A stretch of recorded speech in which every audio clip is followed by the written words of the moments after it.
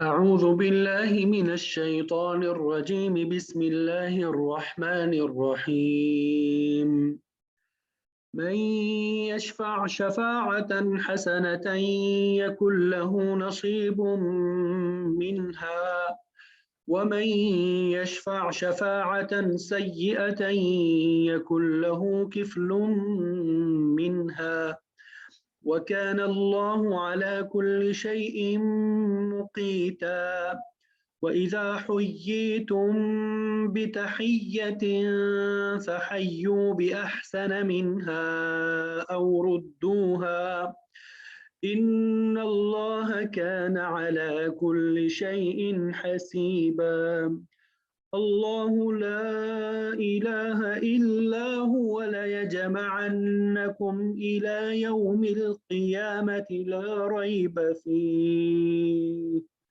ومن أصدق من الله حديثا صدق الله العظيم من يشفع جو شفاعت کرے شفاعتن شفاعت حسنتن اچھی یعنی جو شخص کوئی اچھی سفارش کرتا ہے ٹھیک ہے یکن ہوگا لہو اس کے لیے نصیب حصہ منہا اس میں سے من یشفع شفاعتا حسنتا یکن لہو نصیب منہا کہ جو شخص کوئی اچھی سفارش کرتا ہے اس کو اس میں سے حصہ ملتا ہے ومن یشفع اور جو شخص شفاعت کرے گا سفارش کرے گا شفاعتا سیئتا یہ سیئہ بری سفارش سیئہ بری چیز کو کہتے ہیں گناہ کے کام کو کہتے ہیں تو شفاعتن سیئتن دونوں جب ملتے ہیں تو بری سفارش ٹھیک ہے تو جو کوئی بری سفارش کرتا ہے یکن ہوگا لہو اس کے لیے کفل بوجھ منہا اس میں سے وکان اور ہے اللہ تعالی علی پر کل ہر شیء چیز مقیتا نظر رکھنے والا یعنی جو شخص بری سفارش کرتا ہے یکن لہو کفل منہا تو اسے اس برائی میں سے حصہ ملتا ہے اور اللہ تعالی ہر چیز پہ نظر رکھنے والا ہے وَإِذَا اور جب حییتم تمہیں کوئی سلام کرے بتحیۃ سلام کرنے کو کہتے ہیں فحیوا تو تم بھی جواب دو یعنی تم بھی سلام کا جواب دو بأحسن بہتر طریقے سے منہا اس سے احسن کا معنی ہوتا ہے اچھا بہترین تو تم بھی سلام کا جواب دے دو بہترین طریقے سے منہا اس سے یعنی جو اس نے سلام کیا ہے اس سے بہترین طریقے سے تم جواب دو او یا ردوہا کم از کم وہی لٹا دو جب تمہیں کوئی شخص سلام کرے تو تم اس سے بھی بہتر طریقے پہ سلام کرو یا کم از کم انہی الفاظ میں اس کا جواب دے دو یعنی اگر کسی نے کہا السلام علیکم تو تم وعلیکم السلام ورحمۃ اللہ وبرکاتہ یعنی اس نے دو الفاظ بولے تھے آپ نے دو مزید بڑھا کے دے دیے تو یہ احسن ہو گیا یا کم از کم وعلیکم السلام جو اس نے الفاظ بولے وہی واپس لٹا دو جتنے الفاظ اس نے بولے تھے ان اللہ بے شک اللہ تعالی کان علی ہے علی پر کل شیء ہر چیز حسیبہ حساب رکھنے والا بے شک اللہ تعالی ہر چیز کا حساب رکھنے والا ہے اللہ لا الہ نہیں ہے کوئی معبود الا ہوا مگر وہ لیجمعنکم وہ تمہیں ضرور بضرور جمع کرے گا الی یوم القیامت قیامت کے دن کی طرف یعنی قیامت کے دن میں وہ تمہیں ضرور بضرور جمع کرے گا لا ریب کوئی شک نہیں ہے فیہ جس میں یعنی قیامت کے دن میں کوئی شک نہیں ہے ومن اور کون ہے اصدق زیادہ سچا من اللہ تعالیٰ سے حدیثہ بات کا یعنی کون ہے جو اللہ سے زیادہ بات کا سچا ہو بات کے اعتبار سے زیادہ سچا کون ہے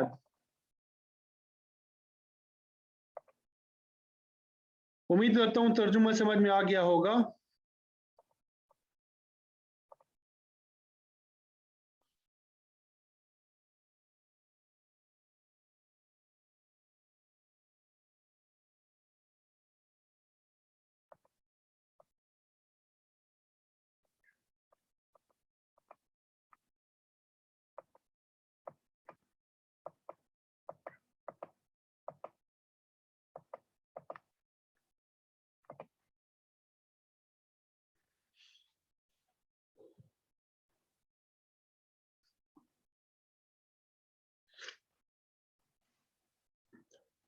तो गुज़श्ता सबक में जिहाद के हवाले से मुनाफिकीन की मजम्मत बयान की गई और इस बात का भी जिक्र था कि अमन की हालत में या जंग की हालत में गलत बात नहीं फैलानी चाहिए, क्योंकि मुनाफिकीन का तरीका ये था कि वो हर ऐसी बात को आम करते थे जिससे अहले इस्लाम को नुकसान पहुंचने की उम्मीद हो, और फिर उनके साथ कमजोर दिल मुसलमान भी शामिल हो जाते थे। तो अल्लाह ताला ने ऐसा करने से मना फरमाया। नीज ये फरमाया कि जब कोई ऐसी बात पहुंचे तो बगैर तहकीक आगे चलाने की बजाय अल्लाह ताला के सामने उसे पेश करो, अल्लाह के रसूल के सामने पेश करो, या फिर हाकिम वक्त के नोटिस में लेके आओ, ताकि वो पूरी तहकीक करने के बाद फैसला कर ले कि आइंदा के लिए हमने क्या लायहा अमल तैयार करना है।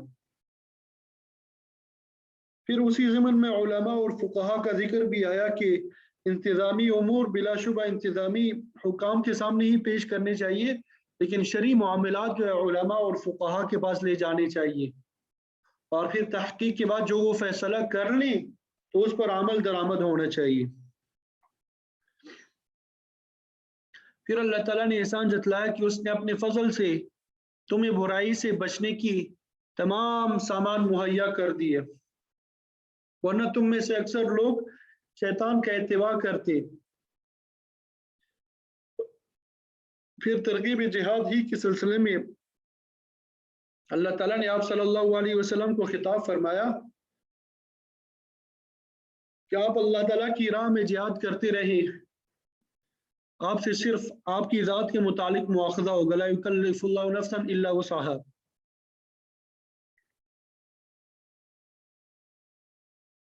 दूसरों के मुतालिक आपसे पूछा नहीं जाएगा। और फिर अहले ईमान को जिहाद की तरगीब भी आप देते रहें और दुश्मन के खिलाफ हमेशा तैयार रहें। तो जब आप हमेशा अपने आप को दुश्मन के खिलाफ तैयार करते रहेंगे तो इससे दुश्मन पे रौब तारी होगा और वो इस्लाम के खिलाफ कोई कार्रवाई करने से रुक जाएगा। अलबत्ता ये फरमाया कि अल्लाह ताला काफिरों की सख्त गिरफ्त करेगा और फिर उसकी सज़ा भी बड़ी सख्त है। तो आज की आयत में अल्लाह ताला ने अच्छी और बुरी सिफारिश और उसके नतीजे का जिक्र किया, और गुज़श्ता सबक में जिहाद पे बरंगेख्ता करने का जिक्र था, तो ये भी एक अच्छी सिफारिश है। तो इस ज़मन में अल्लाह ताला ने अच्छी और बुरी सिफारिश की वजाहत फरमाई। मैं यशफ़ा शफ़ाअतन हसनतन, जो शख्स सिफारिश करेगा कोई अच्छी सिफारिश, यकुन लहू नसीब मिनहा, तो उसको उसमें से हिस्सा मिलेगा। यानी अच्छी सिफारिश करने और फिर उस पर अमल दरामद से जो अच्छे नताइज मुरतब होंगे तो उनके अजर व सवाब में से सिफारिश करने वाले को यानी अच्छे काम की तरगीब देने वाले का भी हिस्सा होगा। आप सल्लल्लाहु अलैहि वसल्लम के इरशाद भी है, अद्दालु अलल खैरि कफ़ाइलिही, कि नेकी की दावत देने वाला ऐसा ही है जैसे उस नेकी को अंजाम देने वाला। इस तरह गलत काम की तरगीब के मुतालिक फरमाया, उमै यशफ़ा शफ़ाअतन सय्यअतन, जो कोई बुरी सिफारिश करेगा, यकुल लहू किफ़लुम मिनहा, तो उसमें से उस सिफारिश करने वाले के लिए भी बोझ होगा।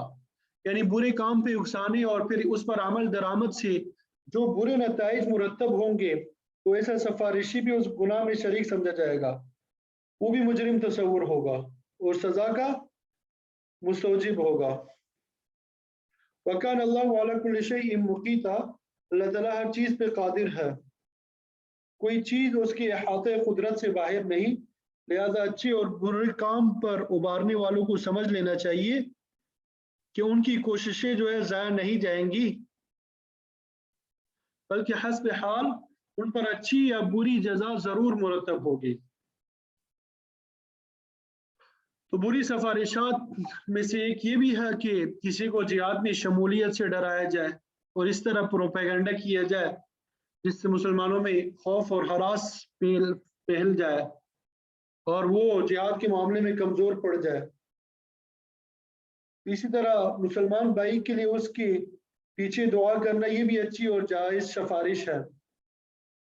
आप सल्लल्लाहु अलैहि वसल्लम का फरमान भी है, दावतुल मर्इल मुस्लिम लि अखीहि बिज़हरिल गैब मुस्तजाबतुन, कि किसी मुसलमान का अपने भाई के लिए बस पुष्ट दुआ करना ये कबूल होती है। ये भी एक सिफारिश है कि अल्लाह मेरे फलाने भाई की मुश्किल को आसान कर दे या उसके फला जायज़ ज़रूरत को पूरा फरमा दे। इसके अलावा हर जायज़ काम में किसी की मदद करना ये भी नेकी का काम है।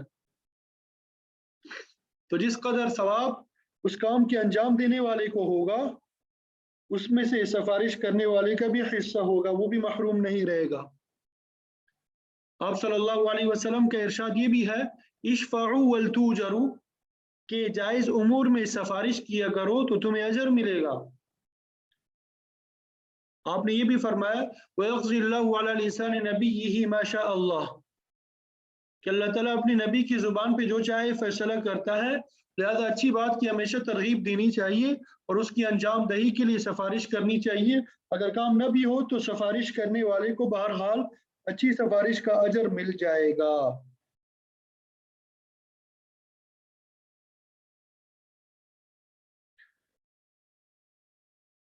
तो जायज़ सिफारिश अजर सवाब का मूजिब है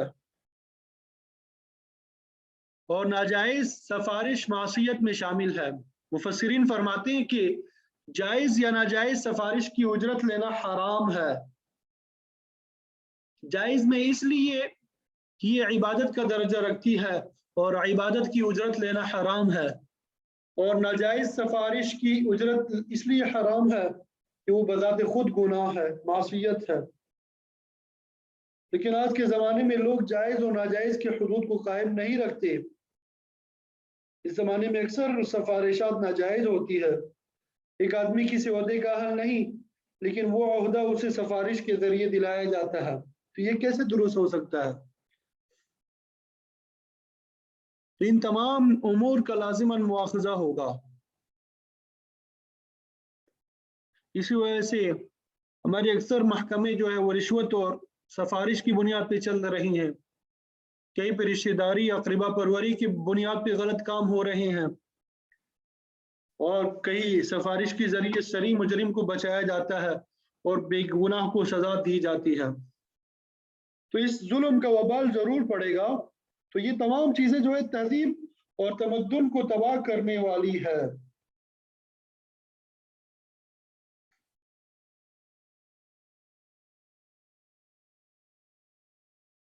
तो माशरती मामलात में मकारिम अखलाक को आला हैसियत हासिल है और सलाम मकारिम अखलाक ही का हिस्सा है। सलाम करना ये एक दूसरे के हक में सलामती की दुआ है। तो इस लिहाज से ये भी एक अच्छी और जायज़ सिफारिश है कि किसी भाई को ईमान और हर लिहाज से सलामती नसीब हो।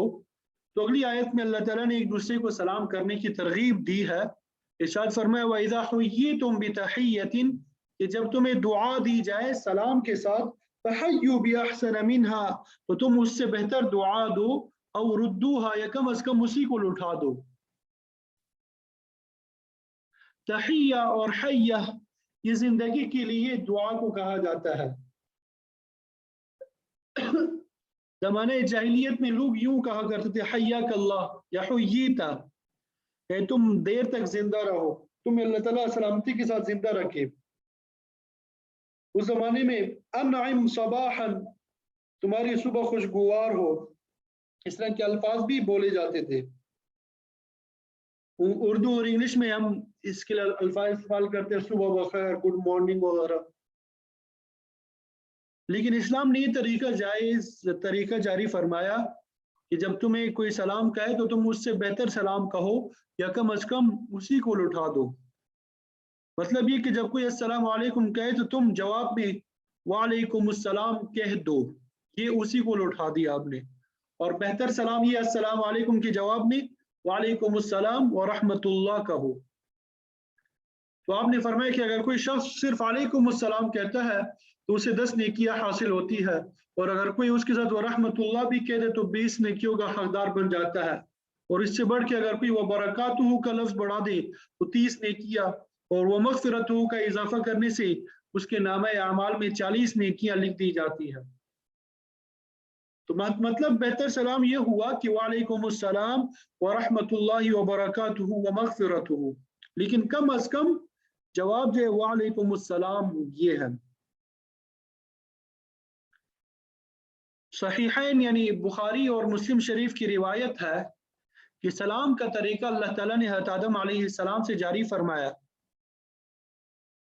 आपको पैदा करने के बाद अल्लाह ताला ने जन्नत में फरिश्तों की एक जमात है, फरमाया कि उसको जाके सलाम करो, जो जवाब वो देंगे वही जवाब तुम्हारे लिए और तुम्हारी औलाद के लिए होगा। चुनांचे आदम अलैहिस्सलाम ने फरिश्तों के बाद जाके अस्सलामु अलैकुम कहा, तो उन्होंने जवाब में अस्सलामु अलैकुम व रहमतुल्लाहि व बरकातुहू कहा। तो फिर यही तरीका बनी आदम में राइज हो गया। और ये बात भी समझ ले कि सलाम करना ये सुन्नत है, लेकिन उसका जवाब देना जब कोई उज़्र ना हो वाजिब है। और ये भी याद रखे जो शख्स सलाम में पहल करता है उसको ज्यादा अजर मिलता है। आप सल्लल्लाहु अलैहि वसल्लम का फरमान है कि रास्तों पे ना बैठा करो, अगर बैठना है तो रास्ते का हक भी अदा किया करो। और रास्ते का हक ये है कि अमर बिल मारूफ यानी नेकी का हुक्म करना और नहीं अनिल मुनकर किया करो, बुरे कामों से रोका करो, भटके हुए आदमी को रास्ता दिखाया करो, आने जाने वालों को सलाम कहो। तो अब ये नहीं देखना चाहिए कि अगला बंदा मेरे से छोटा है रुतबे में उम्र में, बल्कि सलाम में पहल करनी चाहिए। हमारे असातिज़ा हमारे अकाबिर जो है वो सलाम में पहल किया करते थे। हमारे उस्ताद मुफ्ती अब्दुल रऊफ सकरवी साहब दामत बरकातुहुमुल आलिया, उस्तादुल हदीस और मुफ्ती जामे दारुल उलूम कराची, बड़े आलिम है। यानी 3 साल हमने वहां पे दारुल इफ्ता में गुजारे। आप यकीन करें कई मरतबा यानी आमना सामना होता था, हमारी कोशिश ये होती थी कि उनसे पहले हम उन्हें सलाम करें, लेकिन कभी भी ये हम कामयाब ना हो सके, वो पहले कर देते थे।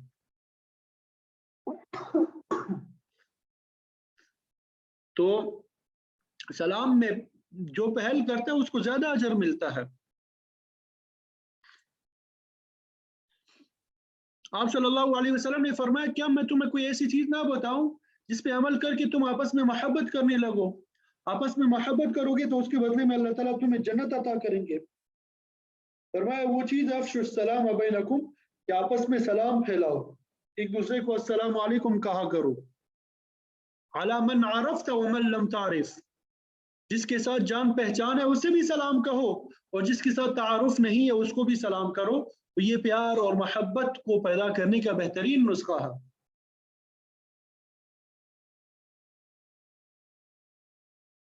तो मुफस्सिरीन फरमाते हैं कि इस आयत के मुखातबीन अहले इस्लाम है, सलाम करने का हुक्म मुसलमानों को है कि जब आपस में मिलो तो एक दूसरे को सलाम किया करो और उसका बेहतरीन जवाब दिया करो। ये हुक्म काफिरों के लिए नहीं है। तो हत्तुल इम्कान कुफार के साथ सलाम में इब्तिदा नहीं किया करनी चाहिए। ला तब्दउल यहूद वन नसारा बिस्सलाम। फुक़हा फरमाते हैं कि अगर कोई शख्स कुफार के मुल्क में उनके ज़ेर असर रहता है और सलाम ना करने से उसे नुकसान उठाने का खतरा है, तो उसे सलाम करना मुबाह होगा, जायज़ होगा, सलाम करने से गुनाहगार नहीं होगा। लेकिन आम हालात में सलाम से इब्तिदा नहीं करनी चाहिए।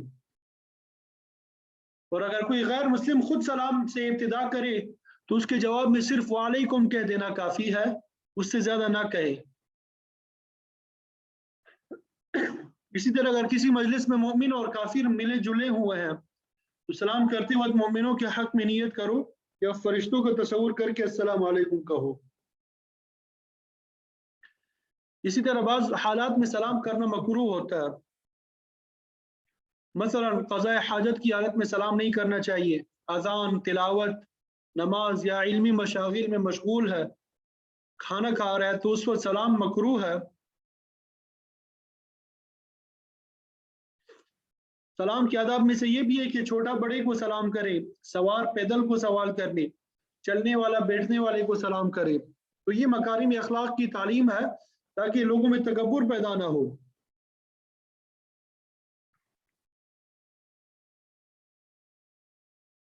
آپ صلی اللہ علیہ وسلم سلام میں پھیل فرماتے تھے، بچوں پہ گزر ہوا تو سلام کیا،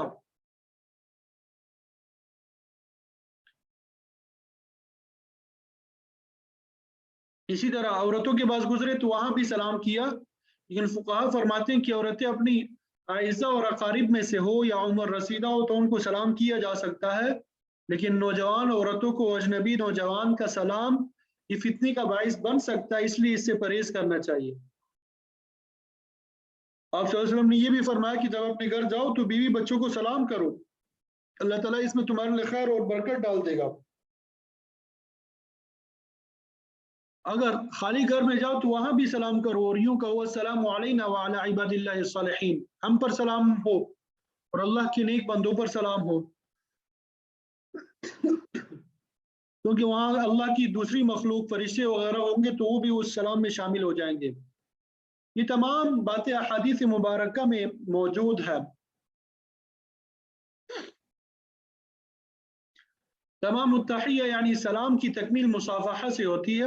آپ کا ارشاد ہے اللہ تعالیٰ مصافحہ کرنے والوں کے گناہوں کو گراتا ہے، تو مصافحہ جو ہے ایک ہاتھ دوسرے ہاتھ سے ملانے کو کہا جاتا ہے اور یہ مسنون ہے۔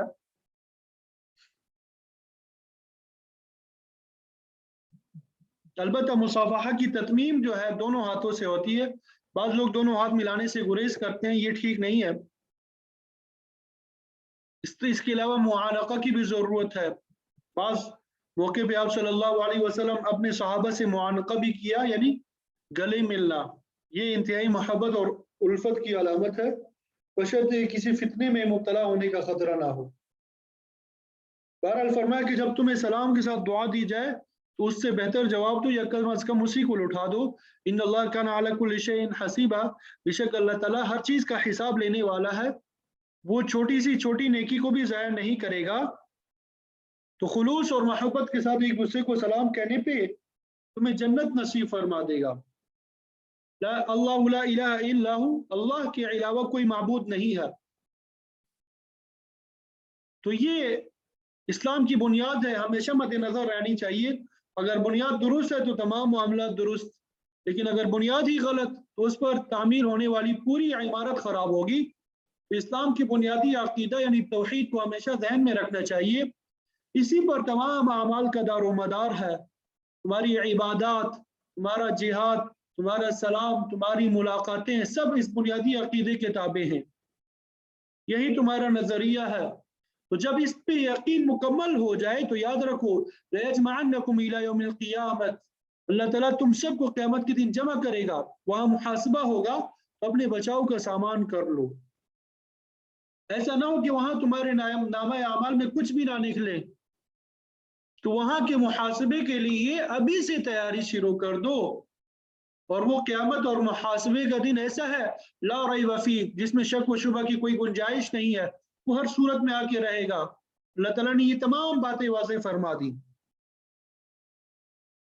پھر آگے فرمایا وَمَنْ أَصْدَقُ مِنَ اللَّهِ حَدِيثًا، اور کون ہے جو اللہ سے بڑھ کے سچی بات کرتا ہو۔